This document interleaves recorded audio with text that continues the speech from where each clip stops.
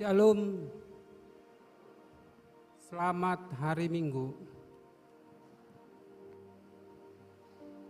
Saudara-saudari yang terkasih di dalam nama Tuhan Yesus Kristus, sebelum kita masuk ibadah, mari kita persiapkan hati dan pikiran kita berdoa dalam hati masing-masing.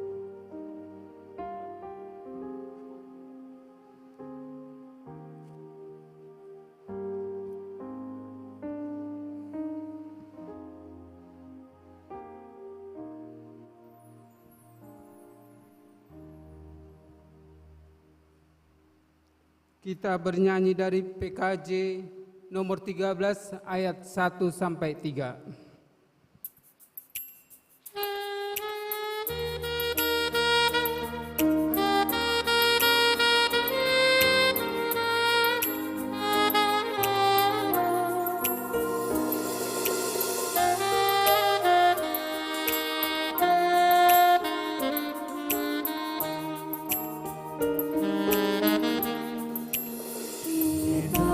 Masuk rumahnya, berkumpul menyembah kepadanya. Kita masuk rumahnya, berkumpul menyembah kepadanya. Kita masuk rumahnya, berkumpul menyembah kepada Kristus, menyembah Kristus Tuhan. Lupakanlah dirimu, arahkan hatimu kepadanya.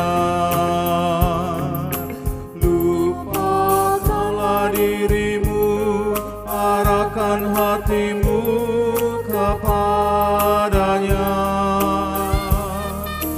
Lupakanlah dirimu, arahkan hatimu kepada Kristus,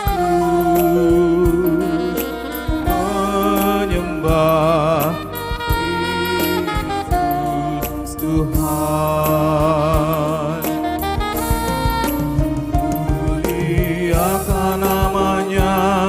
Dan angkat tanganmu kepadanya.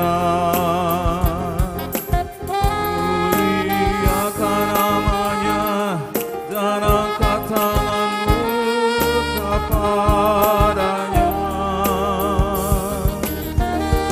Muliakan namanya dan angkat tanganmu kepada Kristus.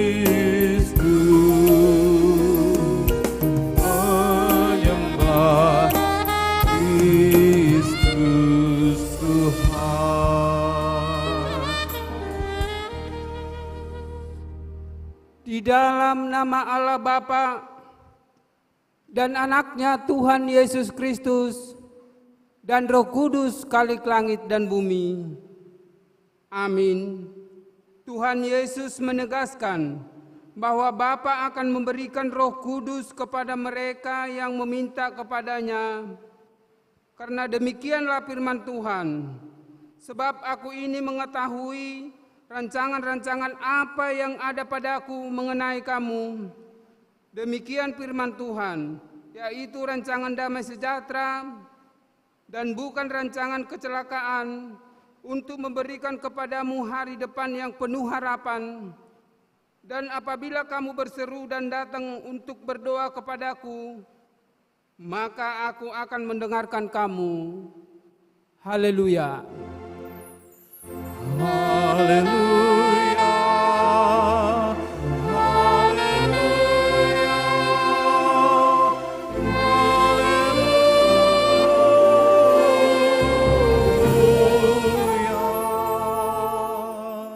Kita berdoa.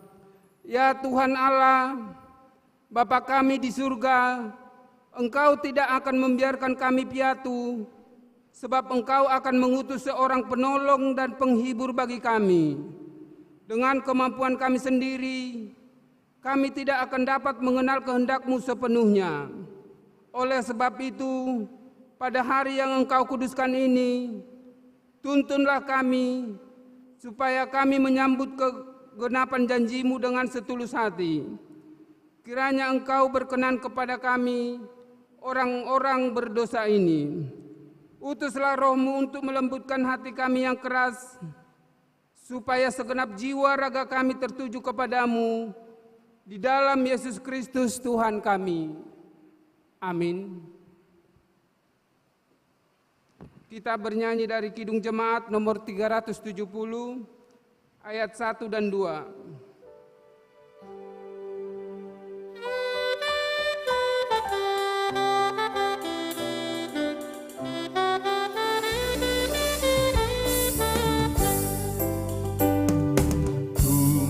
Berjalan dengan juru selamatku di lembah berbunga dan berair sejuk.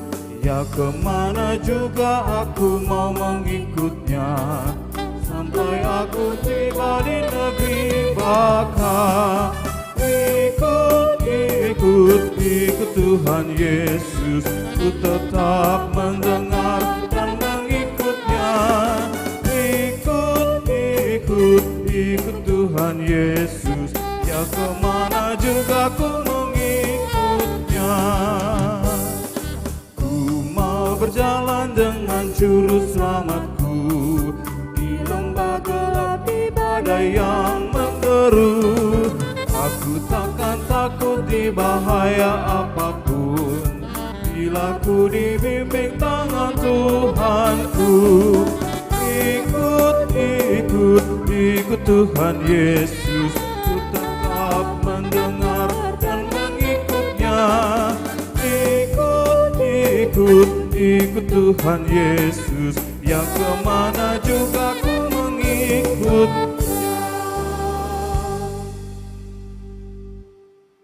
Marilah kita mendengarkan firman Tuhan sebagai pendahuluan khotbah pada Minggu Eksaudi yang tertulis pada 1 Petrus 5 ayat 6 sampai 10. Sebagaimana biasanya, mari kita baca secara bergantian. 1 Petrus 5 ayat 6 sampai 10. Karena itu rendahkanlah dirimu di bawah tangan Tuhan yang kuat, supaya kamu ditinggikannya pada waktunya. Serahkanlah segala kekhawatiranmu kepadanya, sebab Ia yang memelihara kamu.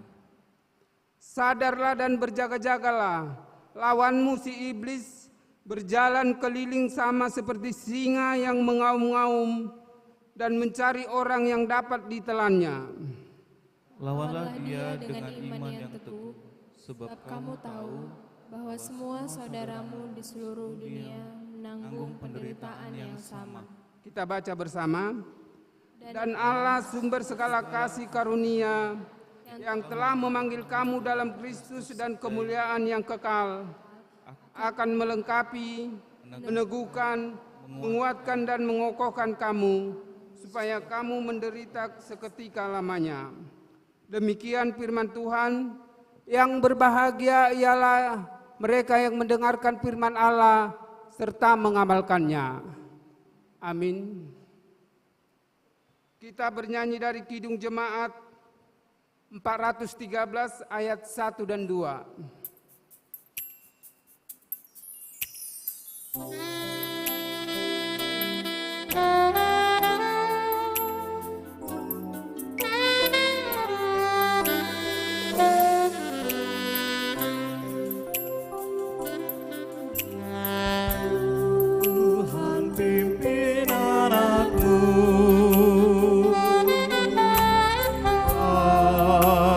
Tidak tersesat,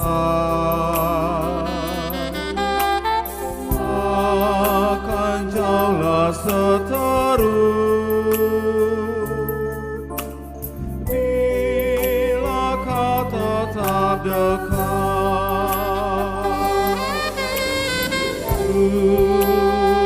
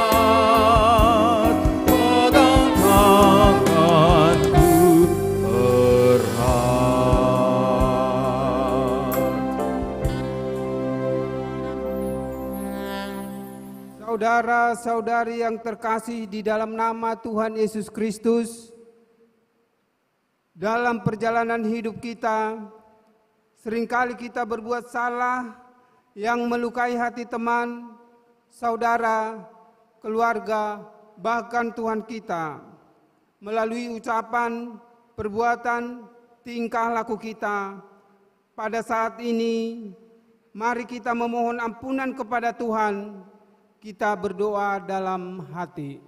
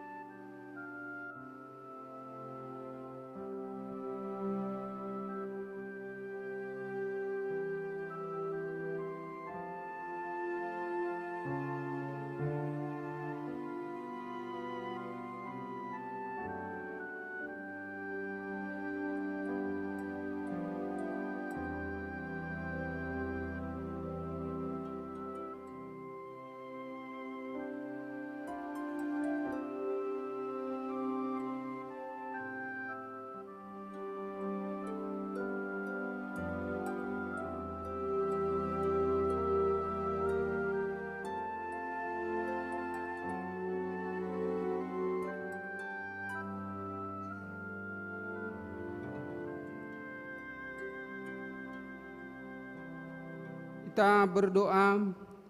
Bapa kami yang di surga, di dalam nama Yesus Kristus Tuhan kami, Engkaulah Tuhan yang Maha Kuasa, Khalik langit dan bumi, dan sumber segala kebenaran dan keadilan untuk menghakimi umat manusia. Kami datang bersembah sujud di hadapan-Mu untuk menyesali dosa dan pelanggaran kami terhadap hukum-Mu. Kami sering menuruti godaan iblis dan tabiat kami yang jahat. Sepantasnya lah kami menerima ganjaran sesuai dengan pelanggaran kami. Tetapi kami telah sadar akan kejahatan kami, sehingga kami datang ke hadapan-Mu untuk menyerahkan diri dan menyesali segala dosa kami. Tolong dan kasihanilah kami. Ampunilah segala dosa dan pelanggaran kami. Ya Roh Kudus, datanglah, terangilah hati kami dan teguhkanlah kami untuk melakukan apa yang berkenan kepadamu, sampai kami beroleh hidup yang kekal. Di dalam pengasihan Tuhan Yesus Kristus Tuhan kami. Amin. Janji Tuhan tentang pengampunan dosa. Tuhan adalah penyayang dan pengasih, panjang sabar dan berlimpah-limpah kasih setianya. Tidak dilakukannya kepada kita setimpal dengan kesalahan kita. Seperti Bapa sayang kepada anak-anaknya, demikian Tuhan sayang kepada orang-orang yang takut akan Dia. Segala kemuliaan bagi Allah di tempat yang maha tinggi. Amin.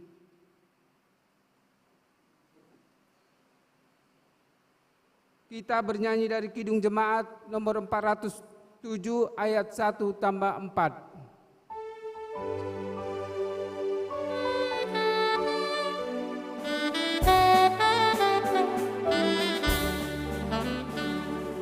Tuhan, Kau gembala kami, tuntun kami domba-Mu.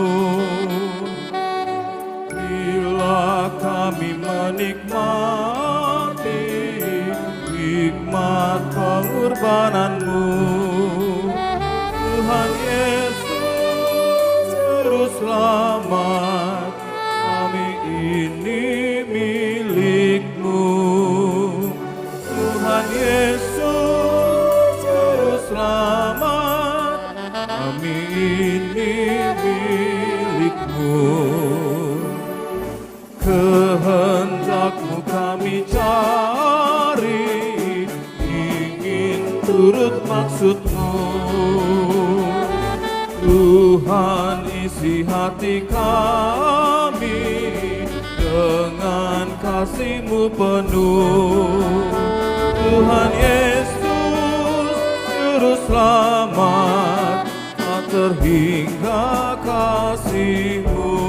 Tuhan Yesus, Juru Selamat,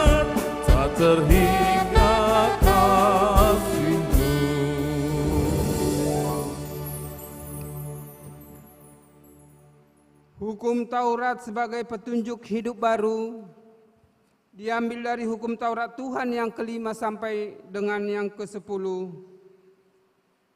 Saya baca untuk kita hukum Taurat yang kelima. Hormatilah ayahmu dan ibumu, supaya lanjut umurmu di tanah yang diberikan Tuhan Allahmu kepadamu. Hukum Taurat yang ke-6, jangan membunuh. Hukum Taurat yang ke-7, jangan berzina. Hukum Taurat yang ke-8, jangan mencuri. Hukum Taurat yang ke-9, jangan mengucapkan saksi dusta tentang sesamamu. Hukum Taurat yang ke-10, jangan mengingini rumah sesamamu, jangan mengingini istrinya, atau hambanya laki-laki, atau hambanya perempuan, atau lembunya, atau keledainya, atau apapun yang dimiliki sesamamu. Demikian hukum Tuhan. Marilah kita memohon kekuatan dari Tuhan. Ya Allah Bapa kami, berilah kami kekuatan untuk melakukan sesuai dengan hukum-Mu. Amin. Kita bernyanyi dari Kidung Jemaat nomor 280 ayat 1 sampai 3.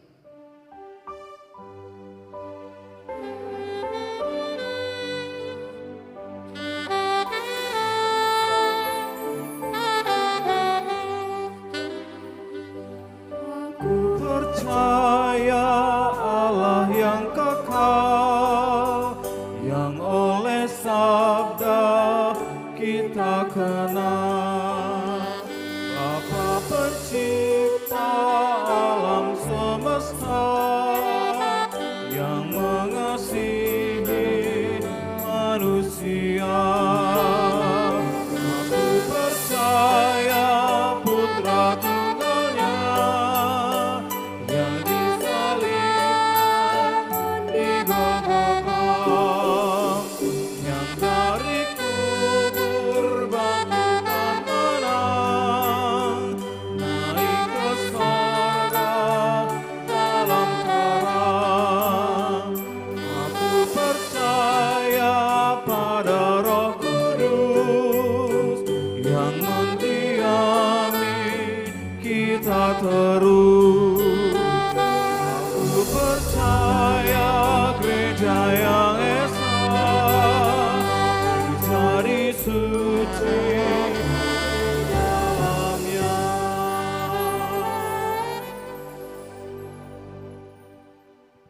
Marilah kita bersaksi mengikrarkan pengakuan iman kita bersama jemaat pada segala abad di seluruh dunia ini. Kita ucapkan bersama. Aku percaya kepada Allah, Bapa yang Maha Kuasa, Khalik langit dan bumi. Aku percaya kepada Roh Kudus, Anaknya yang tunggal, Tuhan kita, yang dikandung dari Roh Kudus, lahir dari anak darah Maria, yang menderita di bawah pemerintahan Pontius Pilatus, disalibkan, mati dan dikuburkan, turun ke dalam kerajaan maut, pada hari ketiga bangkit pula dari antara orang mati, naik ke surga, duduk di sebelah kanan Allah Bapa yang Maha Kuasa, dan akan datang dari sana untuk menghakimi orang yang hidup dan yang mati. Aku percaya kepada Roh Kudus, gereja yang kudus dan am, persekutuan orang kudus, pengampunan dosa, kebangkitan daging, dan hidup yang kekal. Amin. Untuk menyambut sabda Allah, kita bernyanyi dari Kidung Jemaat 457 ayat 1 sampai 3.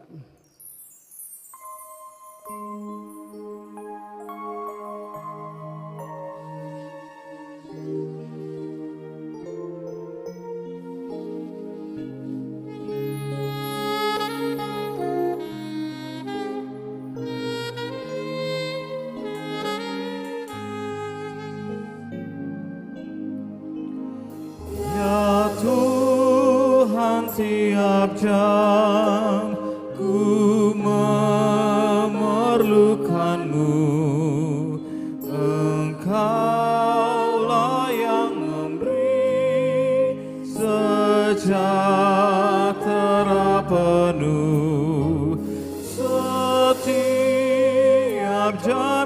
Tuhan, jika ku perlukan, ku datang Juru Selamat.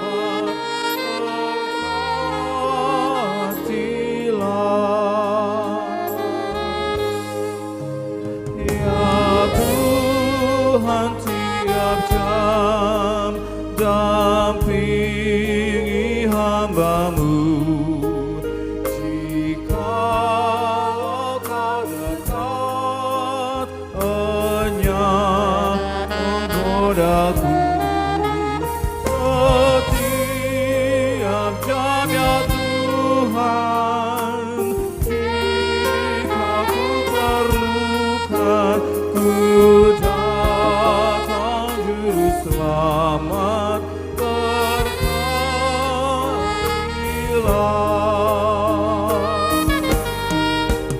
Ya Tuhan, tiap jam di suka dukaku, jikalau Tuhan jauh, percuma hidupku. Setiap jam ya Tuhan, jika ku perlukan, ku datang Juru Selamat, berkatilah.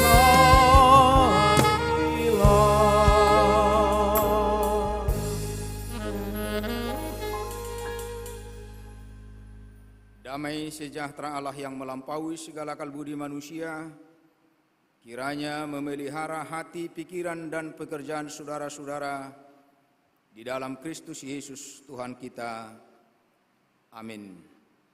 Bapak, Ibu, dan saudara-saudara, kita baca teks yang akan menjadi landasan khotbah kita untuk minggu ini, yang diambil dari 2 Samuel 22 ayat pertama hingga ayat yang ke-7.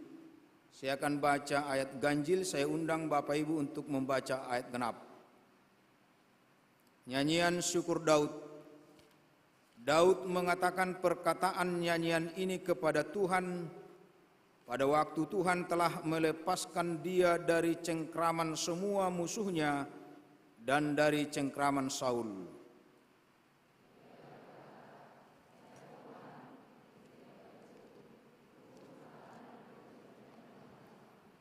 Allahku, gunung batuku, tempat aku berlindung, perisaiku, tanduk keselamatanku, kota bentengku, tempat pelarianku, juru selamatku.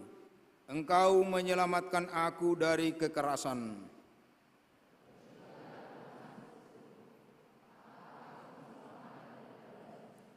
Sesungguhnya gelora-gelora maut telah mengelilingi aku, banjir-banjir jahanam telah menimpa aku.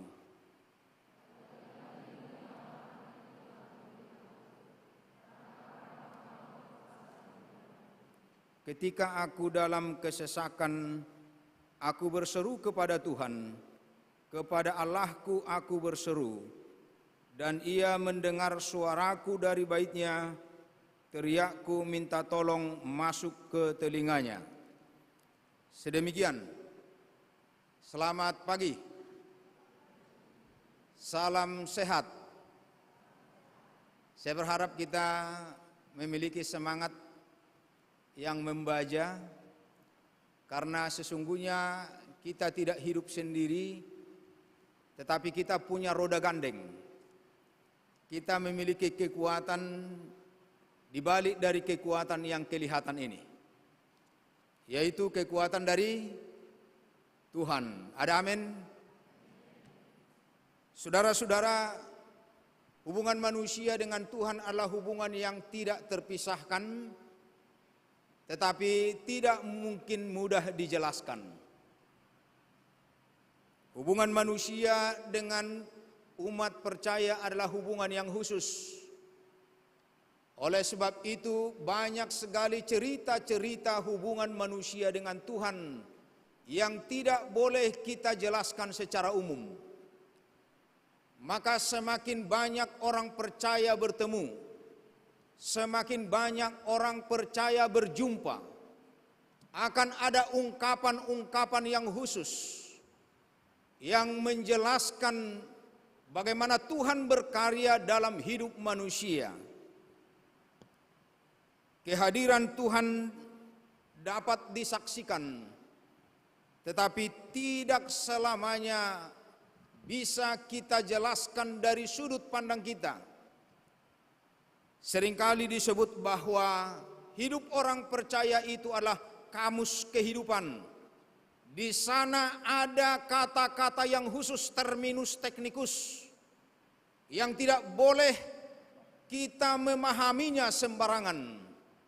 Apalagi sampai mendangkalkan pengalaman orang hanya karena kita menilainya dari pikiran dan kemampuan logika kita. Karena itu ungkapan-ungkapan manusia harus dipahami dalam 3 prinsip. Dalam ungkapan-ungkapan manusia itu akan terungkap, yang pertama adalah kepentingan, yang kedua adalah kesaksian, dan yang ketiga harusnya adalah penguatan. Nah, kalau kita hanya mengatakan sesuatu yang berkaitan dengan kepentingan kita, maka kita hanya sekedar menjadikan iman kita sebagai tameng. Tetapi apa yang kita miliki ini adalah kesaksian bahwa Tuhan berkarya. Kita tidak hanya dicipta, tetapi kita ini bentukan. Bagaikan Tuhan membentuk hidup manusia yang terus on the process. Dan itu akan menjadi penguatan bagi kita. Hidup ini becoming on process. Sesuatu yang terus menjadi, dan kita tidak boleh berhenti pada fase-fase tertentu yang mungkin menyakitkan kita. Saudara-saudara, perikop ini adalah pengakuan Raja Daud yang dalam lintasan sejarah hidupnya tidak luput dari beragam persoalan. Mulai dari anggapan dia tidak layak sebagai kandidat raja, ayahnya sendiri menganggap dia tidak layak. Kemudian ada pemberontakan dari dalam, melakukan kudeta dari anaknya sendiri, dari saudara-saudaranya, bahkan dari Saul yang digantikannya, yang kemudian menjadi mertuanya.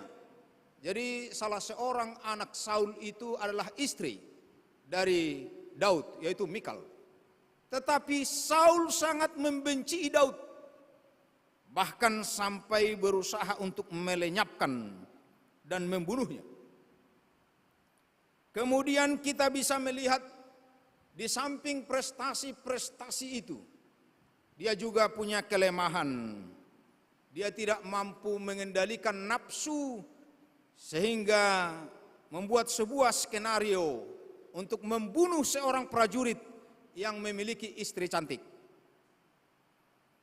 Di balik dari kesuksesan itu yang harusnya menjadi kebanggaan, harusnya menjadi modal bagaimana dia diagung-agungkan, bahkan akan diabadikan dalam pembangunan bait suci. Tetapi Tuhan menyatakan, bukan. Kamu memang orang yang hebat. Kamu pahlawan yang hebat. Tetapi untuk membangun bait suci itu bukan tugasmu. Itu akan nanti saya tugaskan kepada anakmu, Salomo.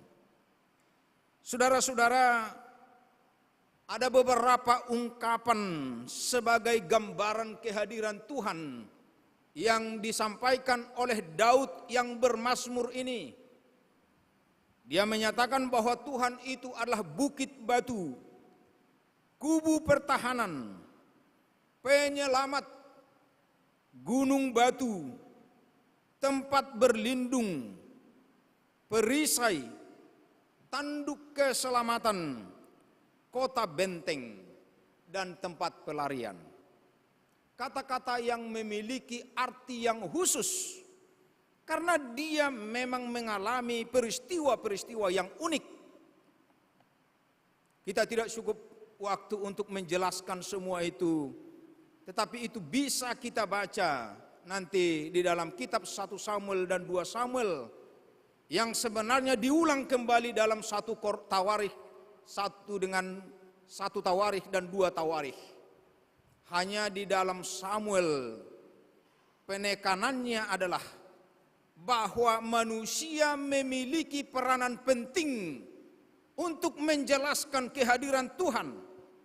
Oleh sebab itu manusia yang diberi kuasa harus juga menyadari kelemahannya. Sementara dalam kitab Tawarikh, manusia yang berkuasa itu digambarkan sebagai prototipe, tipe yang ideal. Sehingga dalam 1 Tawarikh dan 2 Tawarikh tidak dijelaskan kesalahan dari Daud, terutama berkaitan dengan Batseba. Semua ini menggambarkan keberadaan Tuhan yang selalu hadir. Tuhan tidak pernah alpa, meskipun seringkali manusia tidak selalu merasakannya. Kalau orang tidak merasakan Tuhan, itu tidak berarti Tuhan tidak ada. Tetapi mungkin perasaan kita lah, mungkin kita sudah ada yang mati rasa. Sudah ada yang lebih merasakan apa yang kenikmatan di dunia ini. Kita tidak tahu secara percis memahami arti semua gambaran-gambaran dengan kata-kata yang khusus ini. Tetapi setidaknya kita dapat menyimpulkan bahwa Tuhan hadir bukan hanya memberi kenikmatan, tetapi juga Dia hadir dalam kepenatan hidup. Tuhan tidak saja memberi yang manis, tetapi juga Tuhan bisa berkarya dalam kepahitan hidup. Maka orang Yahudi berkata, buah yang manis tidak hanya datang dari pohon yang besar. Sesuatu yang bermanfaat tidak datang dari sesuatu yang menyenangkan. Dari peristiwa-peristiwa yang pahit, Tuhan bisa ungkapkan berbagai karya penyelamatannya. Tuhan tidak ada nyata pada sukacita, tetapi Dia hadir juga dalam tragedi, dalam gumul juang manusia. Tuhan adalah pintu di mana kita bisa melihat sisi lain dari hidup ini. Maka tidak berhenti, jangan berhenti dari apa yang kamu miliki, tetapi mari melangkah untuk melihat sisi lain dari yang seharusnya kita miliki. Saudara-saudara, mungkin yang menjadi pertanyaan bagi kita, bagaimana kehadiran Allah bagi manusia yang sukses? Apakah kesuksesan itu membuktikan bahwa Tuhan benar-benar ada? Kalau demikian, bagaimana pula pertanyaan orang yang menderita? Apakah penderitaan itu menjadi bukti bahwa Tuhan abai kepada mereka? Apakah penderitaan dan persoalan di dunia ini menjadi bukti ada tidaknya Tuhan? Ini seringkali menjadi pertanyaan teologis dan pertanyaan sosiologis. Bagaimana kita bisa memahami? Survei membuktikan bahwa antara tahun 2004 sampai 2017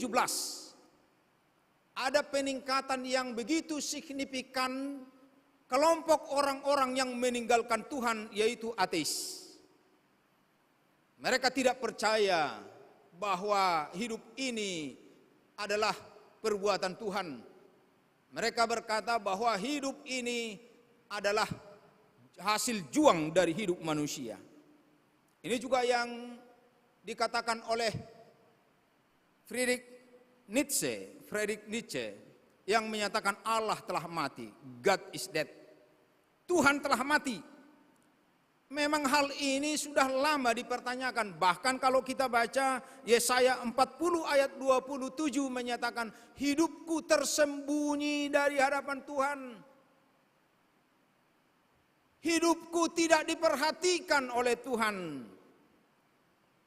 Karena aku mati-matian berjuang dan tidak ada rasanya yang menolong.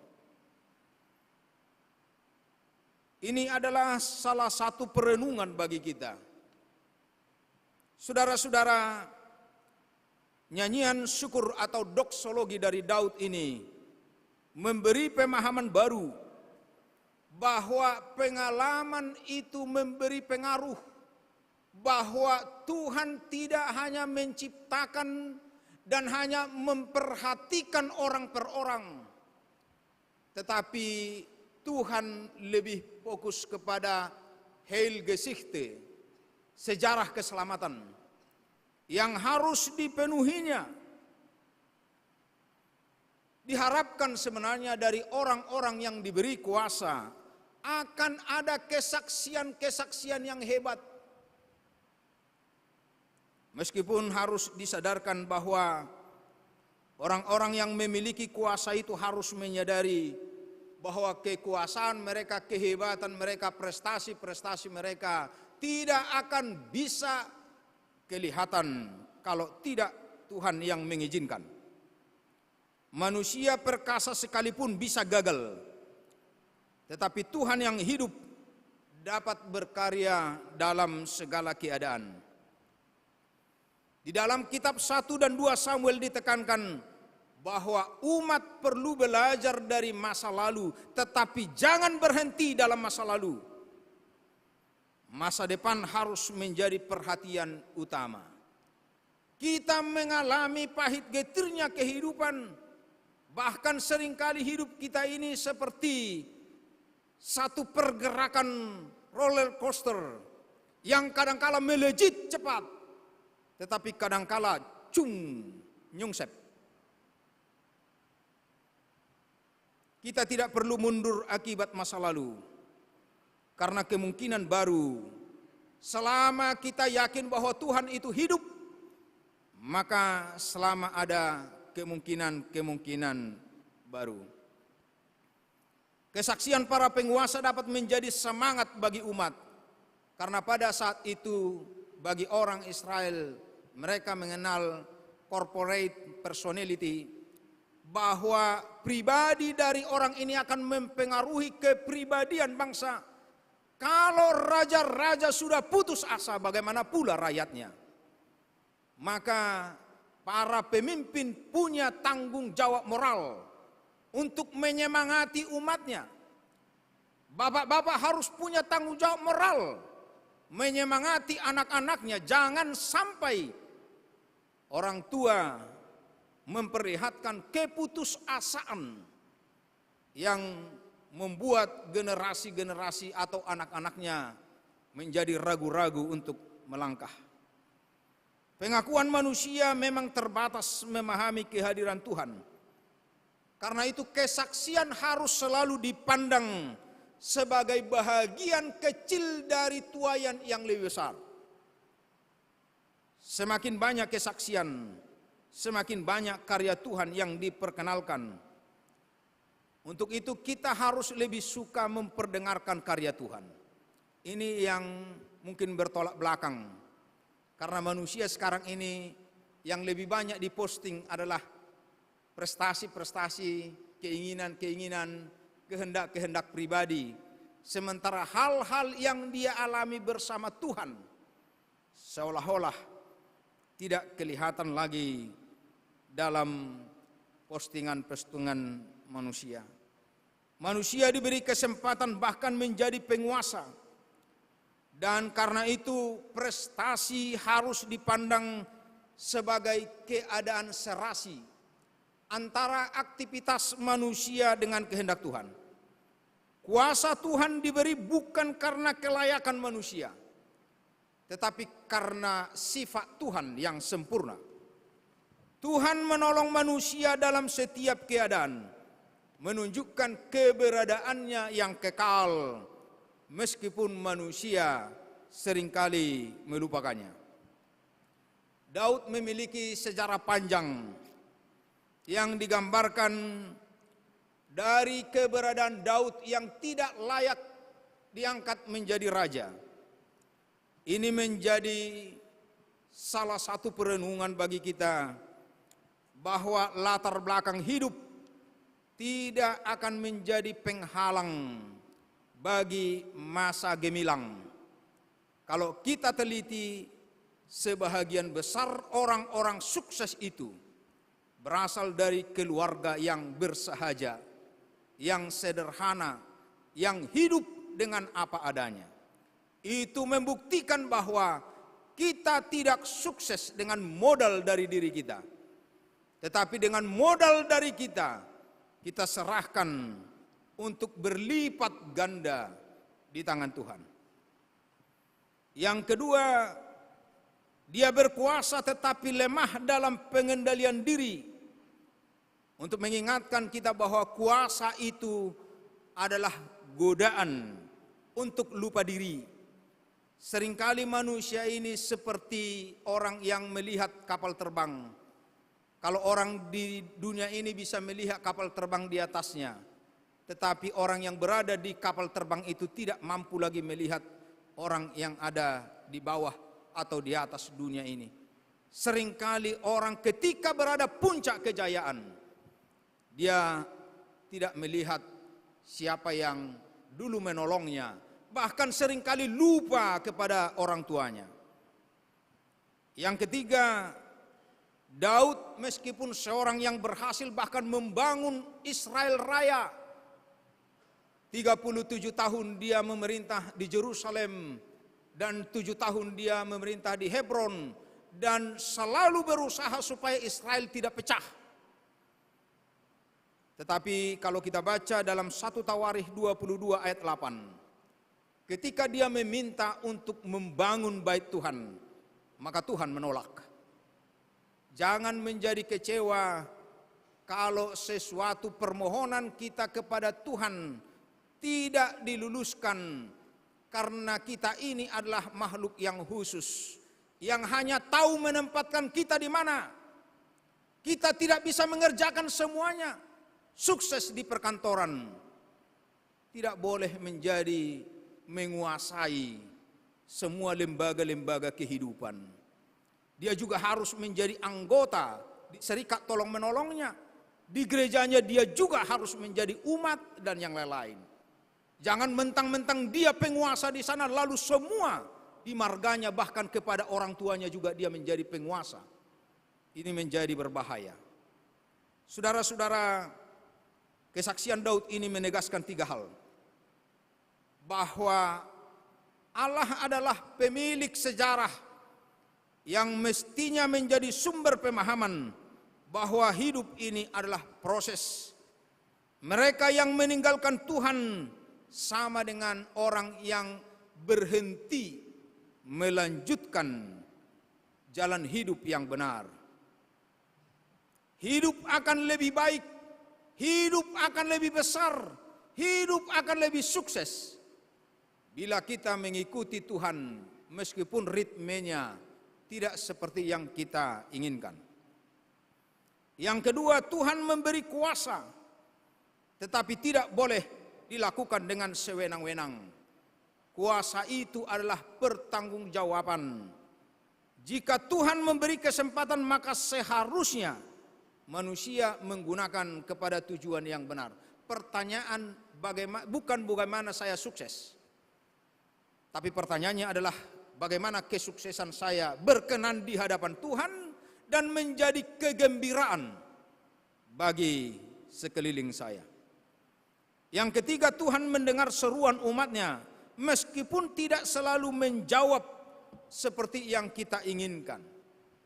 Jadi kalau kita berkata bahwa Tuhan tidak mendengar seperti yang dikeluhkan dalam Yesaya pasal 59 yang menyatakan bahwa Tuhan itu adalah Tuhan Maha Pendengar. Yesaya 59, sesungguhnya tangan Tuhan tidak kurang panjang untuk menyelamatkan, dan pendengarannya tidak kurang tajam untuk mendengar. Ini berarti Tuhan mendengar, tetapi barangkali belum semua permohonan kita dijawabnya.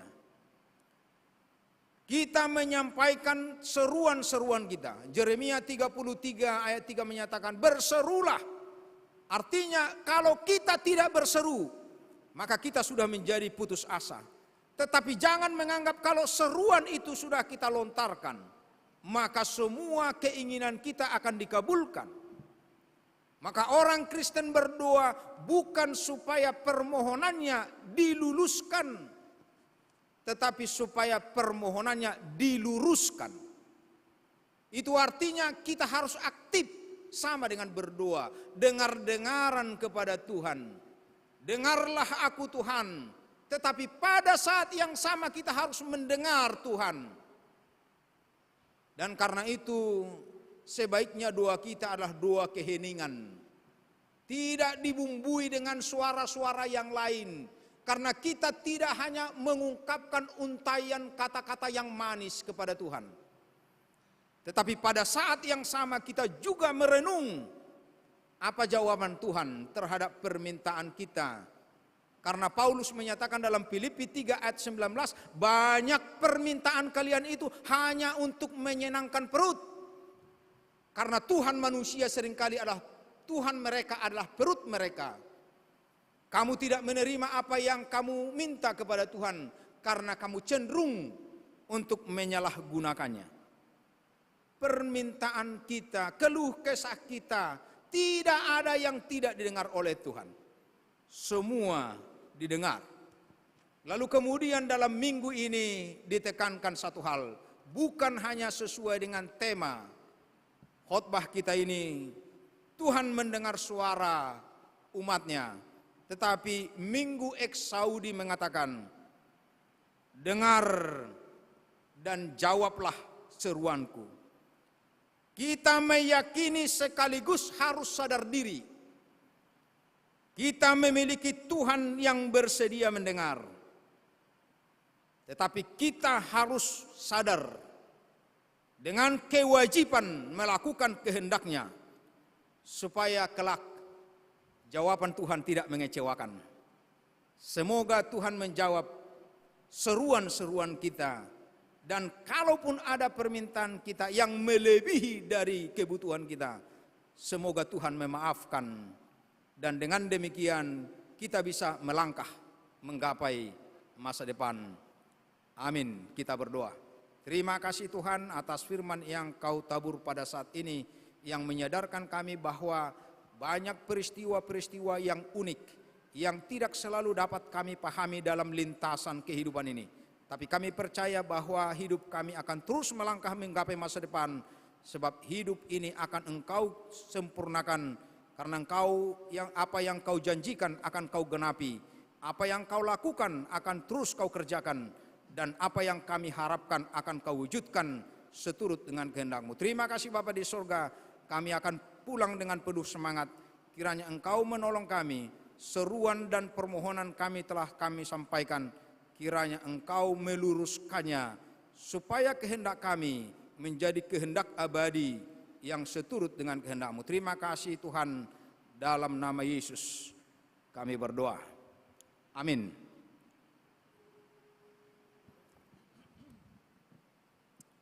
Kita bernyanyi.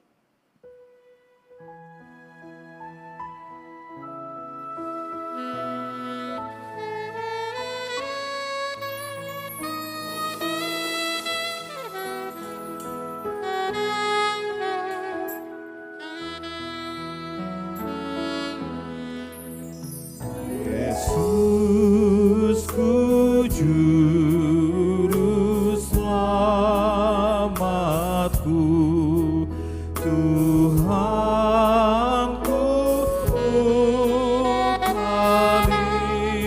vokalisku, tumpuan pengharapanku dan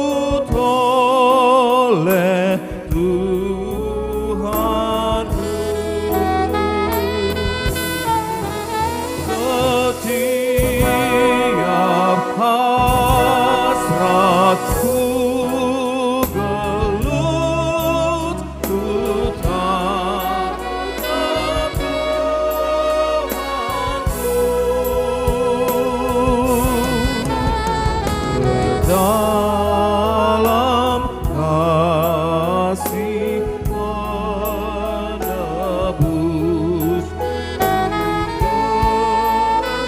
berserah selalu. Dia adalah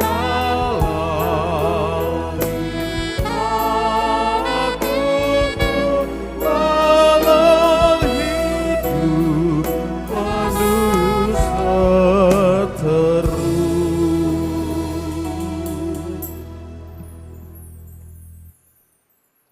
Untuk menghantar kita memberi kurban persembahan, marilah kita mendengar firman Tuhan yang tertulis dalam 2 Korintus 9 ayat 8. Dan Allah sanggup melimpahkan segala kasih karunia kepada kamu, supaya kamu senantiasa berkecukupan di dalam segala sesuatu dan malah berkelebihan di dalam pelbagai kebajikan. Amin.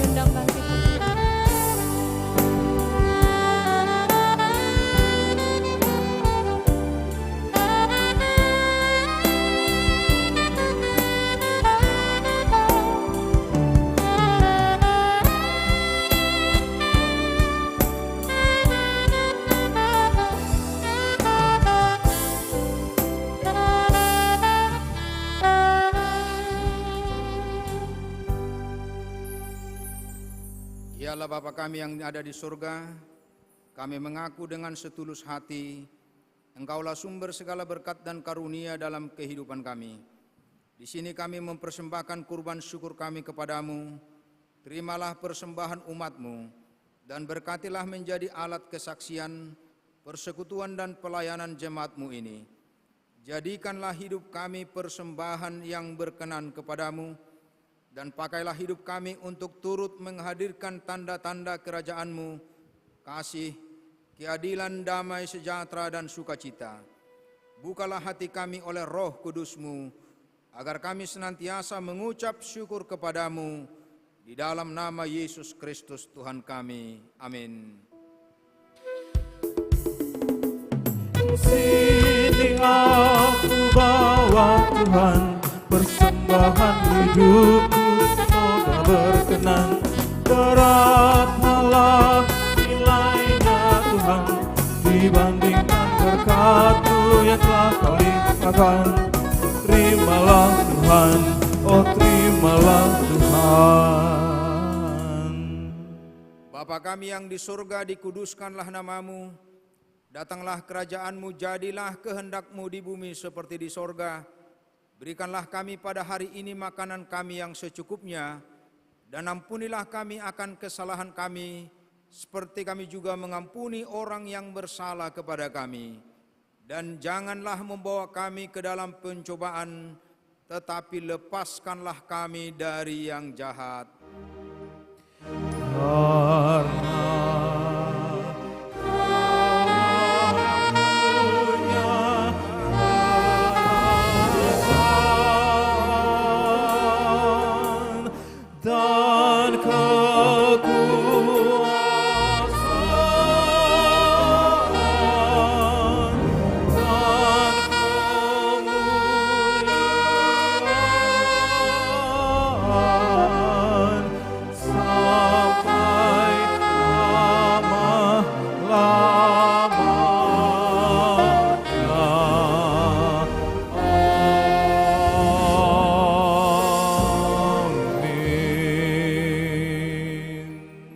Dalam damai sejahtera, terimalah berkat dari Tuhan.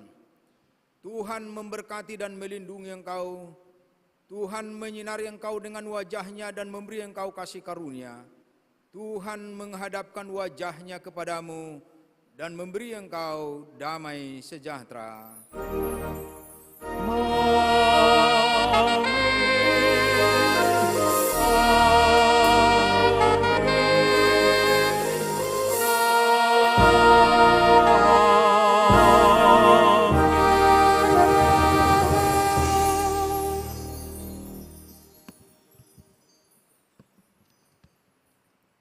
Selamat Minggu Eksaudi, Salum.